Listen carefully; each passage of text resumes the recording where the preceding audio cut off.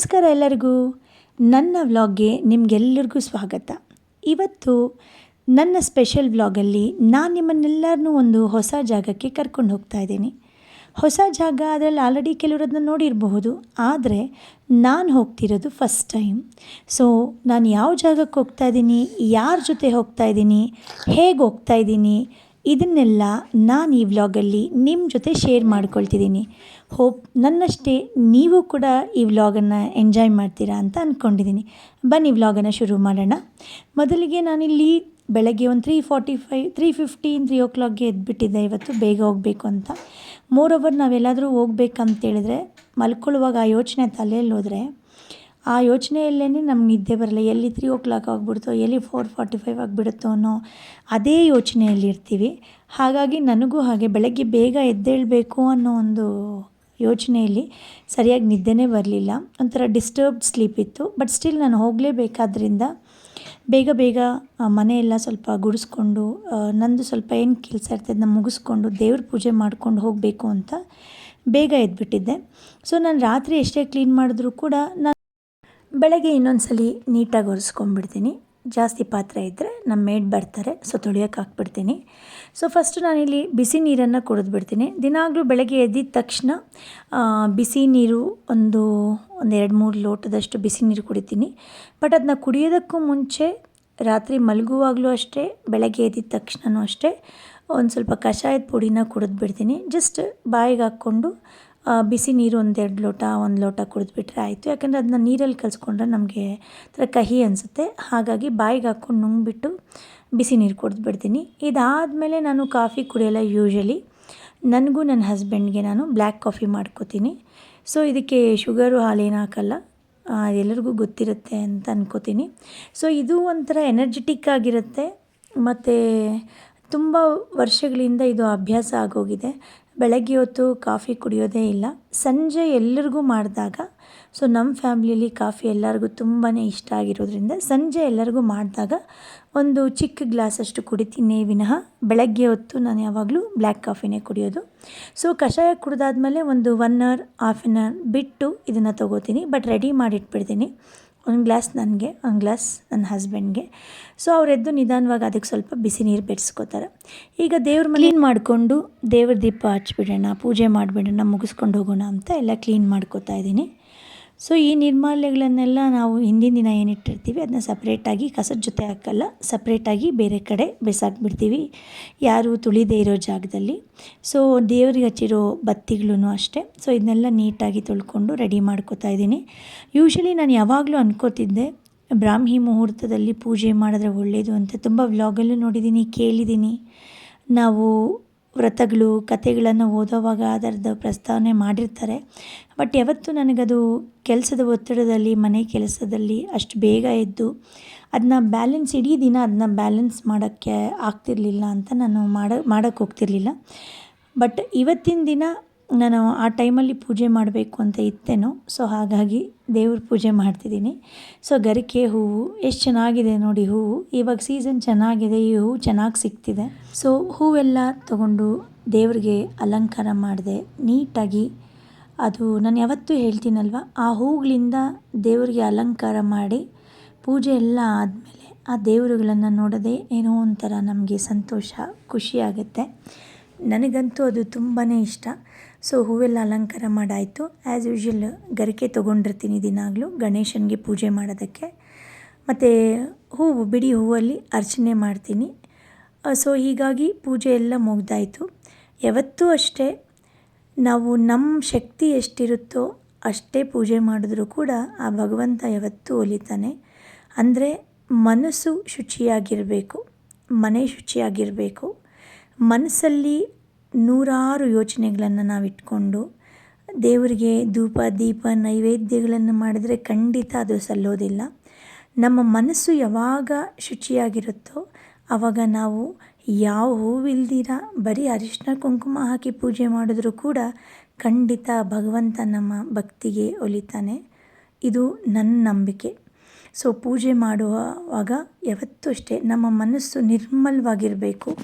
ಅನನ್ಯಾಶ್ಚಿಂತಯಂತೋ ಮಾಮ್ಯೇ ಜನಃ ಪರ್ಯುಪಾಸತೆ ತೇಷಾಂ ನಿತ್ಯಾಭಿಯುಕ್ತಾನಾಂ ಯೋಗಕ್ಷೇಮಂ ವಹಾಮ್ಯಹಂ ಅಂತ. ಅನ್ಯ ಚಿಂತೆಗಳನ್ನು ಬಿಟ್ಟು ಭಗವಂತನಲ್ಲಿ ಯಾರು ತಲ್ಲೀನನಾಗುತ್ತಾನೋ ಅವನಿಗೆ ಏನು ಬೇಕು ಬೇಡ ಎಲ್ಲವನ್ನು ಆ ಭಗವಂತನೇ ನೋಡ್ಕೊಳ್ತಾನೆ. ನಾವು ಅದರ ಬಗ್ಗೆ ಯೋಚನೆ ಮಾಡಬಾರ್ದು. ನಮ್ಮ ಕರ್ತವ್ಯನ ಮಾತ್ರ ನಾವು ನಿಷ್ಠೆಯಿಂದ ಮಾಡಿದ್ರೆ ಸಾಕು. ನಾನು ಪೂಜೆ ಮುಗಿಸಿ ಹೊರಡೋದಕ್ಕೆ ರೆಡಿಯಾಗಿದ್ದೀನಿ. ನನ್ನ ಡ್ರಾಪ್ ಮಾಡೋದಕ್ಕೆ ನನ್ನ ಹಸ್ಬೆಂಡ್ ಬರ್ತಿದ್ದಾರೆ. ಆ್ಯಕ್ಚುಲಿ ಇಟ್ಸ್ 4:50 ಇರ್ಬೋದು. ರೋಡಲ್ಲಿ ಯಾರೂ ಇಲ್ಲ. ಅಷ್ಟೊತ್ತಲ್ಲಿ ಒಬ್ಬಳೇ ಹೋಗೋದು ಸೇಫ್ ಅಲ್ಲ ಅಂತ ನನ್ನ ಹಸ್ಬೆಂಡ್ ನನ್ನ ಡ್ರಾಪ್ ಮಾಡೋದಕ್ಕೆ ಬರ್ತಿದ್ದಾರೆ. ಸೊ ಫಸ್ಟ್ ಟೈಮ್ ನಾನು ಇಷ್ಟು ಬೆಳಗ್ಗೆ ಮೆಟ್ರೋಗೆ ಬರ್ತಿರೋದು. ಆ್ಯಕ್ಚುಲಿ ಅದರ ಟೈಮಿಂಗ್ಸ್ ಏನು ನನಗೆ ಗೊತ್ತಿರಲಿಲ್ಲ. ಬಟ್ ಸ್ಟಿಲ್ ಫಸ್ಟ್ ಟ್ರೈನ್ಗೆ ಹೋಗೋಣ, ಬೇಗ ಡೆಸ್ಟಿನಿನ ರೀಚ್ ಆಗ್ಬೋದು ಅನ್ನೋ ಐಡಿಯಾ ಮೇಲೆ ನಾನು 4:50 5 ಮೆಟ್ರೋ ಸ್ಟೇಷನಲ್ಲಿದ್ದೆ. ಇಲ್ಲಿ ನನ್ನ ಹಸ್ಬೆಂಡ್ಗೆ ಬಾಯ್ ಹೇಳ್ತಾ ನಾನು ಹೊರಡ್ತಿದ್ದೀನಿ. ಸೊ ಬಟ್ ಅಲ್ಲೇನಾಯ್ತಂದರೆ ಅನ್ಫಾರ್ಚುನೇಟ್ಲಿ ಒಂದು 30 ಸೆಕೆಂಡ್ಸಲ್ಲಿ ನನಗೆ ಮೆಟ್ರೋ ಮಿಸ್ ಆಗೋಯಿತು. ಮಾರ್ನಿಂಗ್ ಟೈಮು ಪೀಕ್ ಅವರ್ಸ್ ಇಲ್ಲದೆ ಇರೋದ್ರಿಂದ ಆಲ್ಮೋಸ್ಟ್ 20 ಮಿನಿಟ್ಸ್ ವೆಯ್ಟಿಂಗ್ ಟೈಮ್ ಇತ್ತು, 20 or 18 ಮಿನಿಟ್ಸ್. ಸೊ ಆಲ್ಮೋಸ್ಟ್ ಅಷ್ಟೊತ್ತು ನಾನು ಮೆಟ್ರೋ ಸ್ಟೇಷನಲ್ಲಿ ಕೂತಿದ್ದೆ. ಆಮೇಲೆ ಒಂದು ಟ್ರೈನ್ ಬಂತು. ಏನಷ್ಟು ಕ್ರೌಡ್ ಇರಲಿಲ್ಲ, ಆರಾಮಾಗಿ ಖಾಲಿಯಾಗಿತ್ತು. ಹತ್ಕೊಂಡು ನನ್ನ ಡೆಸ್ಟಿನಿನ ನಾನು ರೀಚ್ ಆದೆ. ಸೊ ಅಲ್ಲಿಂದ ನನ್ನ ಮಕ್ಕಳನ್ನು ಕರ್ಕೊಂಡು, ಇನ್ ದ ಸೆನ್ಸ್ ನಮ್ಮ ಸ್ಟೂಡೆಂಟ್ಸನ್ನು ಕರ್ಕೊಂಡು ನಾವು ಒಂದು ಹೊಸ ಪ್ಲೇಸ್ಗೆ ಹೋಗ್ತಾಯಿದ್ದೀವಿ. ಈಗಾಗಲೇ ನೀವು ನೋಡಿರ್ತೀರ, ಎಲಿಮ್ ರೆಸಾರ್ಟ್ಸ್ ಅನ್ನೋ ಕಡೆ ಹೋಗ್ತಾಯಿದ್ದೀವಿ. ಸೊ ಅಲ್ಲಿಗೆ ಹೋಗೋದಕ್ಕೂ ಮುಂಚೆ ಬಸ್ಸಿಗೆ ಪೂಜೆ ಮಾಡಬೇಕು ಅಂತ ನಾವು ಪೂಜೆ ಮಾಡಿಕೊಂಡು ದೇವರಲ್ಲಿ ಸೇಫಾಗಿ ಹೋಗಿ ಸೇಫಾಗಿ ವಾಪಸ್ ಬರಬೇಕು, ಆರಾಮಾಗಿರಬೇಕು. ನಮ್ಮ ಈ ಟ್ರಿಪ್ಪಲ್ಲಿ ಯಾರಿಗೂ ಯಾವುದೇ ರೀತಿ ತೊಂದರೆ ಆಗಬಾರ್ದು. ಎಲ್ಲರೂ ಆರಾಮಾಗಿ ಜರ್ನಿನ ಮುಗಿಸಿ ಎಷ್ಟು ಖುಷಿಯಾಗಿ ಇಲ್ಲಿಂದ ಹೊರಟೋ ಅಷ್ಟೇ ಖುಷಿಯಾಗಿ ವಾಪಸ್ ಬರಬೇಕು ಅಂತ ಆ ದೇವ್ರಿಗೊಂದ್ಸಲಿ ನೆಮ್ಮದಿಯಾಗಿ ಪೂಜೆ ಮಾಡಿಬಿಟ್ಟು ಅಲ್ಲಿಂದ ನಾವು ಹೊರಡ್ತಾ ಇದ್ದೀವಿ. ನಾನು ನನ್ನ ಕೊಲೀಗ್ಸ್ ಎಲ್ಲ ಪೂಜೆ ಮುಗಿಸಿದ್ವಿ.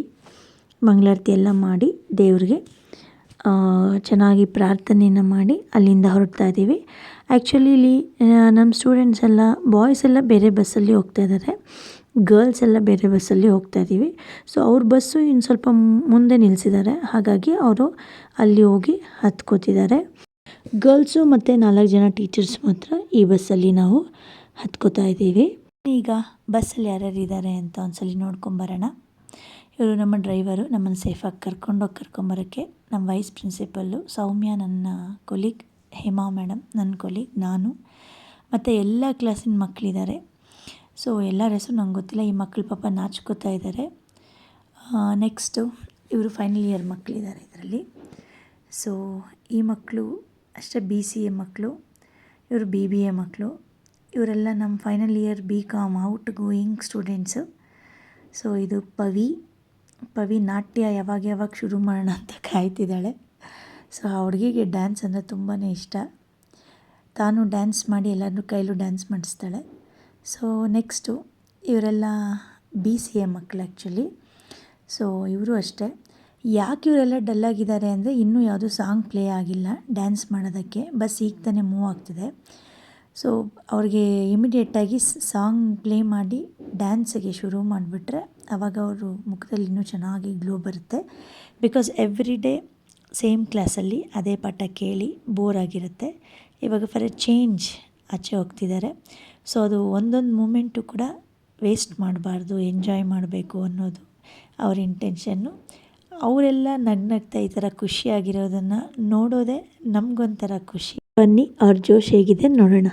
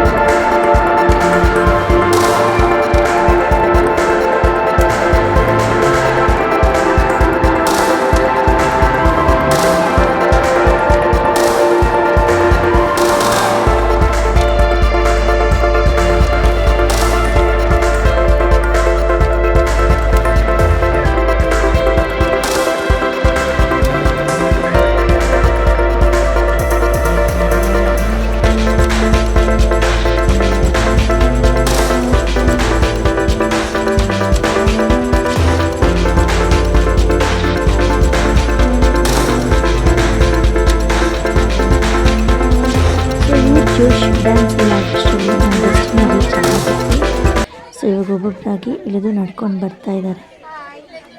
ಸೊ ಅವ್ರ ವಾಯ್ಸೇ ಕೊಡ್ತೀನಿ, ನನ್ನ ವಾಯ್ಸ್ ಅವ್ರು ಕೊಡಲ್ಲ, ಅವರೇ ಮಾತಾಡ್ಕೊಂಡು ಬರ್ತಿದ್ದಾರೆ.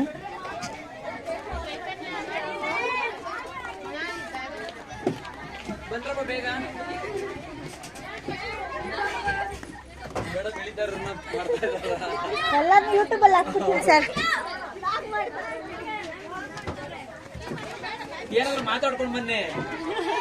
Saba talk something no. Welcome to Elim resorts. ಹೇಳಿ ಸರ್, ಹೇಳಿ sir. Welcome to Elim resorts.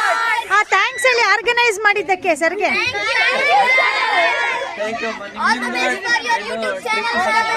Thank you. ವರ್ಷ ಇವಳೊಬ್ಳೆ ಪಾಪ ಚೆನ್ನಾಗಿ ನಿದ್ದೆ ಮಾಡಿ ಎದ್ದಿರೋದು ಬಸ್ಸಲ್ಲಿ.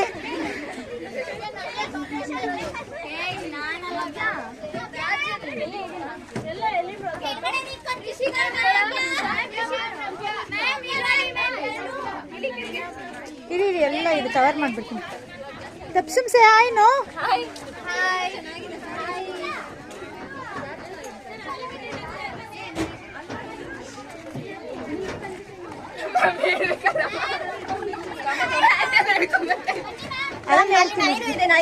Hi, hello, excuse me, good morning, good afternoon. Effective teacher.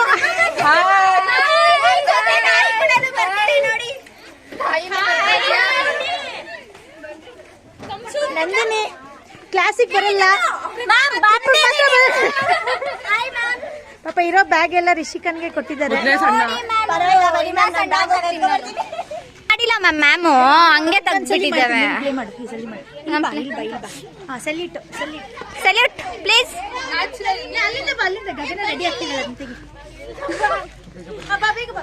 ಗಗನ ಮೇಕಪ್ ಮಾಡ್ಕೋತಿದ್ದಾಳೆ, ಮತ್ತೆ ಬಸ್ ಒಳಗಡೆ ಹತ್ತಿದ್ದಾಳೆ. ಇಲ್ಲ, ಬ್ಯಾಗ್ ಎತ್ಕೊ ಬರ್ತಿದ್ದಾಳೆ. ವಾವ್, ನಮ್ ಕ್ಲಾಸ್ ಅಲ್ಲಿ ಇವಳೆ ದೊಡ್ಡ ಪೇಷಂಟ್.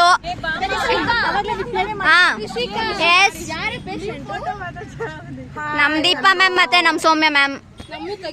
ನಮ್ ಗಗನ ಜಾಸ್ತಿ ಫೋನ್ ಯೂಸ್ ಮಾಡ್ಬೇಡ. ವೈಶು ಸಾಕಾ, ಒಂದೇ ಸಾಲದು ಅಂತ ಇನ್ನೊಂದ್ ಬ್ಯಾಗ್ ಎತ್ಕೊಂಡಿದ್ಯಾ. ಇಲ್ಲಿ ನೋಡಿ, ಇವೆಲ್ಲ ನಮ್ ಗರ್ಲ್ಸ್.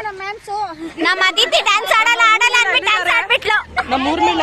ನಮ್ ಹೇಮಾ ಮ್ಯಾಮ್ ಸ್ವಲ್ಪ ಹಾಯ್ ಮಾಡಿ ಮ್ಯಾಮ್. ಹಾಯ್ ಮಾಡಿ ಮ್ಯಾಮ್ ಸ್ವಲ್ಪ ನೋಡಿ.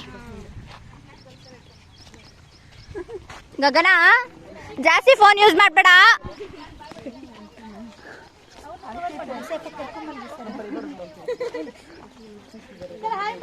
ನಮ್ ಡ್ರೈವರ್ ಅಂಕಲ್ಸು ಸೇಫಾಗಿ ಕರ್ಕೊಂಬಂದ್ ಬಿಟ್ಟಿದ್ದಕ್ ನಮ್ಮನ್ನ.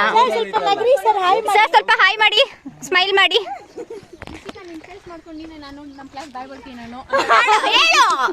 ಹೇಳು ನೀನೆ, ಕೊಡ್ತೀನಿ ನಿನ್ ಕೈಗೆ. ಆನ್ ಆಗೈತಾ? ಹಾ, ಇವಳು ನಮ್ ಕ್ಲಾಸ್ ಬಾಯ್ ಬಡ್ಕಿ ರೌಡಿ. ಒನ್ ಡೇ ಟೈಮ್ ಅದು ಹೇಗೋಯ್ತು ಅಂತ ಕೂಡ ನಮಗೆ ಗೊತ್ತಾಗಲಿಲ್ಲ. ಅಷ್ಟು ಚೆನ್ನಾಗಿತ್ತು, ಅಷ್ಟು ಎಂಜಾಯ್ ಮಾಡಿದ್ವಿ. It was so nice.